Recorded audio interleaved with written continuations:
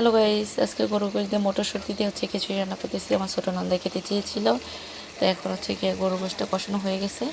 মটরশুঁটিটা আর গরু গোশটা একসাথে কষিয়ে নিয়েছি। এখন শুধু চাউলগুলো দিয়ে ভালো করে কষিয়ে এটাকে রান্না করে নেবো, হয়ে যাবে তবে ব্যাস। তো যাক, এই ছিল আজকে রান্নাবান্নার আয়োজন ইফতারের।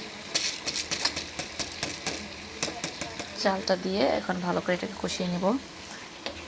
আজকে আমার নতুন স্টাইলে হচ্ছে খিচুড়ি রান্না করতেছি গাইস, মানে একদমই নতুন স্টাইল বলতে পারেন। আমি প্রতিদিনে এক এক রকমের রান্নাবান্না, মানে একটু উল্টাপাল্টা করে হচ্ছে গিয়ে একদিন এক রকমের রান্না করি। কোন জায়গা থেকে যেসব আইডিয়া আমার মাথায় আসে গাইস আমি নিজেও জানি না, বুঝছেন নাকি। বাট খেতে যে খারাপ হয় তা কিন্তু না, খেতে কিন্তু ভীষণ ভালো হয়। নিজের রান্না করে নিজে প্রশংসা করছি না, সবাই প্রশংসা করে তাই বললাম। এখন এটাকে ঝরঝরে খিচুড়ি রান্না করব। তো যাই হোক, সবাই ভালো থাকেন, আল্লাহ হাফেজ, বাই বাই, টাটা।